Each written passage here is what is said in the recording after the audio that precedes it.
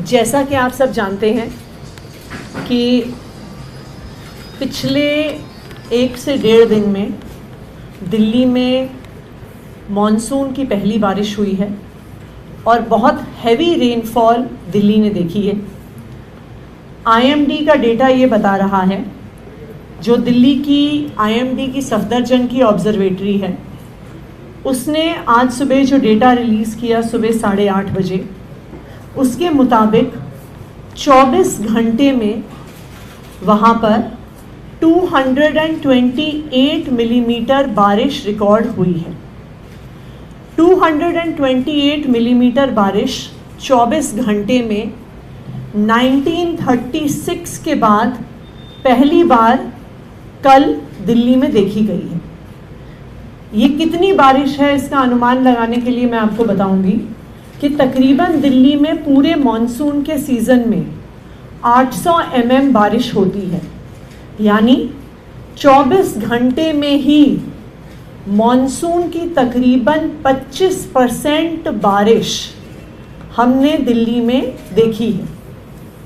इतनी ज़्यादा बारिश 24 घंटे में होने से दिल्ली में कल रात से और ख़ास करके आज सुबह काफ़ी जगह पर वाटर लॉगिंग हुआ, क्योंकि पानी का फ़्लो बहुत ज़्यादा था। जो हमारे कई ड्रेन्स हैं, चाहे एमसीडी के हों, चाहे इरिगेशन फ्लड कंट्रोल डिपार्टमेंट के हों, पानी का फ़्लो ज़्यादा होने की वजह से कई घंटे ड्रेन्स का भी ओवरफ्लो रहा। एक बार बारिश सबसाइड हुई, जब ड्रेन्स में पानी सेटल हुआ, उसके बाद दिल्ली के अलग अलग हिस्सों से पानी ड्रेन आउट होना शुरू हुआ। क्योंकि कई ऐसे एरियाज़ थे जिसमें ये जल जमाव घटने में कई घंटे लगे, हमें उन एरियाज़ में कई घंटों के लिए पावर सप्लाई को भी काटना पड़ा। पावर सप्लाई को इसलिए काटना पड़ा क्योंकि अगर किसी एरिया में वाटर लॉगिंग है तो वहाँ पर पानी की वजह से इलेक्ट्रिक्यूशन का भी रिस्क रहता है।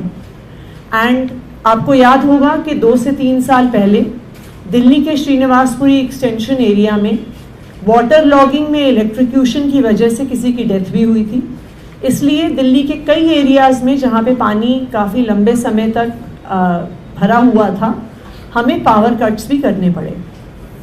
अभी दोपहर को 2 बजे हमने एक इमरजेंसी मीटिंग, जो दिल्ली में इतनी बारिश हुई और उसके कारण जो वाटर लॉगिंग हुई, उसको डिस्कस करने के लिए और नेक्स्ट स्टेप्स डिसाइड करने के लिए बुलाई।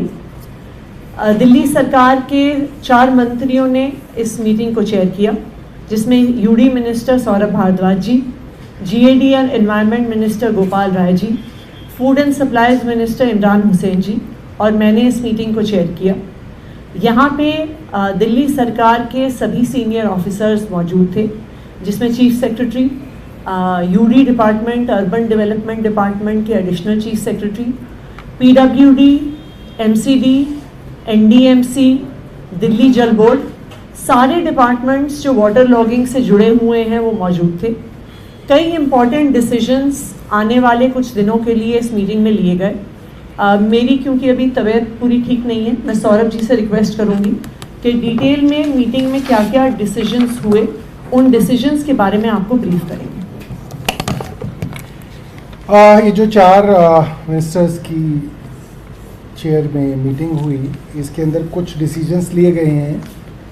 एक तो 24 घंटे चलने वाला एक कंट्रोल रूम सेटअप किया जा रहा है पीडब्ल्यूडी के हेडक्वार्टर्स के अंदर, जिसके अंदर 24 घंटे सीनियर ऑफिसर्स की ड्यूटी रहेगी। 8-8 घंटे की शिफ्ट में 3 ऑफिसर्स की ड्यूटी रहेगी, ताकि 24 आवर्स सिचुएशन की मॉनिटरिंग की जाए।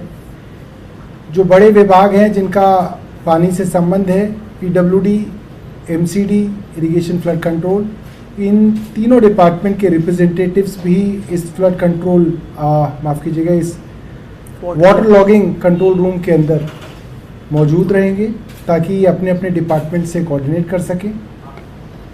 करीब 10 बजे तक सभी डिपार्टमेंट्स को कहा गया है, रात 10 बजे तक वे सभी अपने पंप्स जो अलग अलग लोकेशंस पे लगाए गए हैं उनको आइडेंटिफाई कर लें, उनको इंस्पेक्ट कर लें कि उसके अंदर कोई ख़राबी तो नहीं है, और अगर ख़राबी है, डेफिशिएंसी है, तो उसको दुरुस्त कर लें और उसकी रिपोर्ट जो है रात 10 बजे तक भेज दें। मोबाइल पंप्स बहुत सारे एरियाज़ के अंदर एमसीडी और पीडब्ल्यूडी द्वारा लगाए गए थे। जितनी बारिश की आशंका थी उससे ज़्यादा बारिश आई। क्या वो मोबाइल पंप्स समय रहते चले तो क्या उनकी कैपेसिटी जितनी बारिश हुई उसके लिए पर्याप्त थी? इसको भी एक बार रिव्यू करने के लिए दोनों डिपार्टमेंट्स को कहा गया है। दोनों तो नहीं, इसके अलावा भी 2 छोटी छोटी म्यूनिसिपैलिटी और भी हैं, एनडीएमसी भी है, कैंटोनमेंट बोर्ड भी है। मेजर डिपार्टमेंट्स जो है वो है पीडब्ल्यूडी और एमसीडी, इनको कहा गया है। सभी डिपार्टमेंट्स को कहा गया है कि वो अपनी एक क्विक रिस्पांस टीम बनवा लें, ताकि अगर किसी एरिया के अंदर वाटर लॉगिंग की शिकायत हो तो वो क्यूआरटी टीम मौके पे जाके अगर किसी खास वजह से पानी रुक रहा है तो उसको कर ले। कई बार देखा जाता है छोटे छोटे इश्यूज़ की वजह से पानी भर जाता है। मुझे याद है एक बार डॉन बॉस्को स्कूल के सामने बहुत पानी भरा हुआ था। ड्रेन की हमने डिसिल्टिंग कुछ दिनों पहले ही कराई थी, तो हम भी सोच रहे थे कैसे हो गया कि भाई ड्रेन की डिसिल्टिंग कराने के बावजूद जो है वाटर लॉगिंग हो गई, गाड़ियाँ तक नहीं निकल पा रही थी, इतना पानी जमा हो गया। तो पता चला वहाँ पे कोई ठेले वाला सब्जी का ठेला लगाता है, बारिश के चक्कर में आंधी से उसकी टोकरी उड़ के आ गई और बेलमाउथ जो है, मेन बेलमाउथ जिससे वो पानी की निकासी है, वहाँ पे वो टोकरी फंस गई। अब क्योंकि टोकरी फंस गई तो छोटे मोटे पत्ते वत्ते जो है वो उस टोकरी के अंदर जमा होके वो बिल्कुल उसको वाटर टाइट कर देते हैं, और उसकी वजह से तो इस तरीके की अगर कोई रिस्पांस टीम होगी तो तुरंत उस मौके पे जाके वो देख सकते हैं कि अगर किसी इस तरीके के इंटरवेंशन से पानी निकल सकता है तो उसको करने के लिए सभी डिपार्टमेंट्स क्यूआरटी टीम बना रहे हैं, क्विक रिस्पांस टीम बना रहे हैं।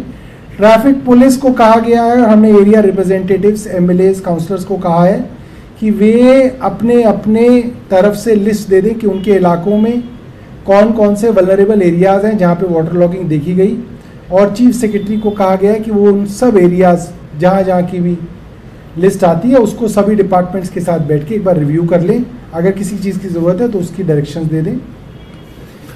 इसके अलावा बहुत सारे एरियाज़ हैं जहाँ पे वाटर लॉगिंग की शिकायत इसलिए है क्योंकि इंटर डिपार्टमेंट इशूज़ हैं, 2-3 डिपार्टमेंट्स के इंटरकनेक्टेड मामले हैं। इरिगेशन फ्लड है कहीं पे एमसीडी और पीडब्ल्यूडी है, कहीं पे डीडीए और पीडब्ल्यूडी है। तो उस तब तरीके के पॉइंट्स की भी लिस्ट आइडेंटिफाई करने के लिए कहा गया है, लिस्ट को बनाने के लिए कहा गया है, और कहा गया है कि इसको कांस्टेंट मॉनिटरिंग की जाएगी, एक्टिवली इसको मॉनिटर किया जाएगा कि ऐसी कोई दिक्कत ना हो। दिल्ली जल बोर्ड की भी कई जगह ये शिकायत है कि जनरली एरियाज़ के अंदर स्ट्रॉन्ग वाटर ड्रेन्स ना होती हैं, और स्ट्रॉन्ग वाटर ड्रेन्स नहीं होने के कारण पानी अपना रास्ता सीवर से ही बनाता है। जो सीवर लाइन होती है वहीं से सारा का सारा पानी की निकासी जो है होती है, ये एक सच है। और ये पॉश इलाकों में भी है, ऐसा नहीं है कि ये सिर्फ अनऑथराइज्ड एरियाज़ के अंदर है। बड़े बड़े पॉश इलाकों में भी ड्रेन्स जो हैं अलग अलग कारणों से ढकी जा चुकी हैं, यूज़ में नहीं है, और पानी की निकासी सीवर लाइन से होती है। तो सीवर लाइन चोक होने का खतरा भी इस वक्त बना रहता है, क्योंकि सारी एरिया की मिट्टी और सिल्ट जो है वो जाके सीवर में जमा होती है। तो इसके लिए दिल्ली जल बोर्ड को कहा गया है कि वो तुरंत 11 अलग अलग डिविजन्स के लिए, जोन्स के लिए, सब जगहों के लिए एक एक रिसाइकलर मशीन ले ले। ये एक बड़ी मशीन होती है जिससे अगर कोई सीवर ब्लॉकेज होती है, बड़े लेवल की ब्लॉकेज होती है, तो उससे रिमूव की जा सकती है, उसके लिए कहा गया है। इसके अलावा सीवर डिपार्टमेंट को ये भी कहा गया है, जल बोर्ड को, कि सीवर क्लीनिंग के लिए कॉन्ट्रैक्चुअल लेबर का इंतज़ाम वो कर ले, क्योंकि कई जगह हमने देखा कि मैनुअल इंटरवेंशन से भी जो है सीवर की खोलने के अंदर मदद मिल जाती है। तो बिना सीवर में उतरे बाहर से इंटरवेंशन करके अगर सीवर खोले जा सकते हैं तो वहाँ के लिए मैनुअल लेबर के लिए भी कहा गया है। इसके अलावा पीडब्ल्यूडी ने जो एक कॉमन कंट्रोल रूम सेटअप किया है उसका नंबर मैं आप लोगों को देना चाहता हूँ, और आपके माध्यम से आप जनता तक भी पहुँचाइएगा। एक तो नंबर है इसका 1800-110093।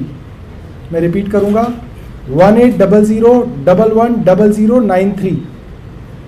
ये फ़ोन नंबर है, इस पे आप इतला दे सकते हैं। अगर कहीं पे वाटर लॉगिंग है या कोई इससे संबंधित इशू है तो आप इस पे इतला दे सकते हैं। दूसरा है व्हाट्सएप चैट बॉक्स, जिसमें आप व्हाट्सएप से मैसेज करके अपनी जानकारी दे सकते हैं, इंटरैक्ट कर सकते हैं। व्हाट्सएप चैटबॉट का मैं नंबर आपको बता दूं, 8130-188-222, 8130-188-222। ये नंबर जो है, आप लोगों से गुजारिश रही कि आप लोग भी अपने टीवी चैनल्स और अखबारों के माध्यम से लोगों तक पहुंचाएं। बहुत बहुत धन्यवाद। एक मीटिंग एलजी ने भी की है, वो लोग भी कंट्रोल रूम बना रहे हैं, आप लोग भी कंट्रोल रूम बना रहे हैं, तो आप क्या उधर से आप लोग बैठक आप लोग की हुई है कि आपकी बैठक अलग है और एलजी की बैठक अलग है? नहीं, ये तो कंट्रोल रूम तो ये तो ट्रांसफर सब्जेक्ट है। मुझे नहीं पता एलजी हाउस में कोई कंट्रोल रूम बन रहा है, मुझे नहीं जानकारी। कहाँ बना रहे हैं वो? उनकी तरफ से प्रेस रिलीज आई है, उसमें ये कहा गया है कि ऐसे निर्देश दिए गए हैं कि कंट्रोल रूम बनाया जाए। नहीं, वो कंट्रोल रूम तो पहले से ही सेटअप होने की बात चल रही थी। मुझे नहीं पता एलजी हाउस में कुछ बन रहा है नहीं बन रहा, बट ये जो कंट्रोल रूम है ये चुनी हुई सरकार के पीडब्ल्यूडी विभाग द्वारा बनाया जा रहा है। एलजी अगर पुलिस का कोई कंट्रोल रूम बना रहे हैं या डीडीए का बना रहे हैं तो मुझे जानकारी नहीं है इस बारे में। आपको जानकारी दी गई थी कि एलजी इस तरह की मीटिंग कर रही थी, जिस मीटिंग को आपने अंजाम दिया अभी वहाँ पर चीफ सेक्रेटरी मौजूद थे और जो एलजी की मीटिंग थी वहाँ की क्या आपको जानकारी? देखिए चीफ सेक्रेटरी ने ये ऑन रिकॉर्ड कहा है कि हमें अलग अलग जगह से मीटिंग के लिए बुलाया जाता है और हमारे पास समय ही नहीं बचता कि हम ऑन ग्राउंड हमारे अफसर जा सकें। मैंने बोला भाई किस किस ने बुला लिया, हमारी तो एक ही मीटिंग हुई है। तो पता चला कि सुबह एलजी साहब ने बुलाया है, कल होम मिनिस्ट्री ने बुलाया है और वो बोले इसके बाद भी कई लोगों ने उनको बुला रखा है। तो मैंने उनको भी कहा और आतिशी जी को कहा कि आप अलग अलग जो लोग बुला रहे हैं इन लोगों को, उनको एक चिट्ठी लिख के कहें कि भाई आप लोगों को बार बार मीटिंग में बुलाने की वजह से इनको ग्राउंड में जाने का टाइम ही नहीं मिल रहा। खुद चीफ सेक्रेटरी ये बात कह रहे हैं। तो मैं एलजी साहब से भी निवेदन करूंगा और होम मिनिस्ट्री से भी निवेदन करूंगा कि इन लोगों को ग्राउंड पे जाने का समय चाहिए।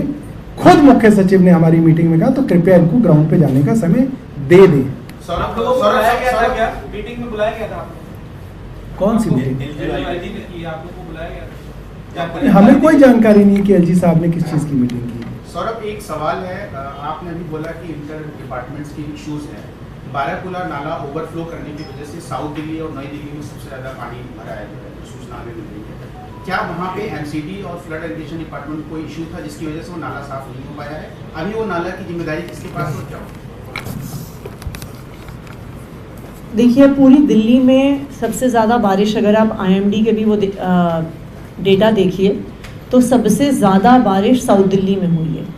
एंड ना सिर्फ बाराकुल्ला ओवरफ्लो हुआ है, अगर आप देखिए तो साउथ दिल्ली की बहुत सारी कॉलोनीज़ में आज सुबह बहुत समय तक जल भराव था, क्योंकि सबसे ज़्यादा बरसात साउथ दिल्ली में हुई है। क्योंकि साउथ दिल्ली में पानी बहुत ज़्यादा था, इसलिए बाराकुल्ला में सबसे ज़्यादा फ्लो होकर पानी गया है और बाराकुल्ला की एक वॉल उसकी वजह से ब्रीच हो गई है।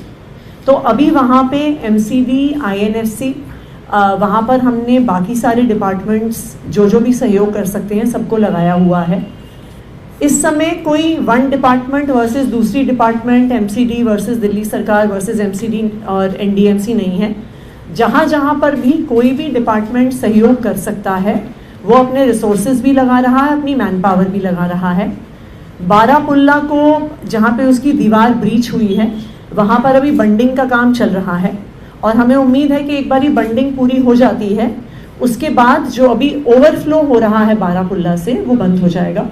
लेकिन ना सिर्फ बाराकुल्ला, क्योंकि 24 घंटे में आपकी 20-30% पूरी मानसून की बारिश हो गई।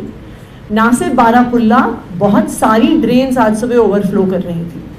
जो ड्रेन सेंट्रल दिल्ली से आईटीओ से WHO से लेके यमुना में पानी लेके जाती हैं 12 और 12A, ये भी कई घंटों तक ओवरफ्लो कर रही थी क्योंकि पानी का बहाव इतना ज़्यादा था।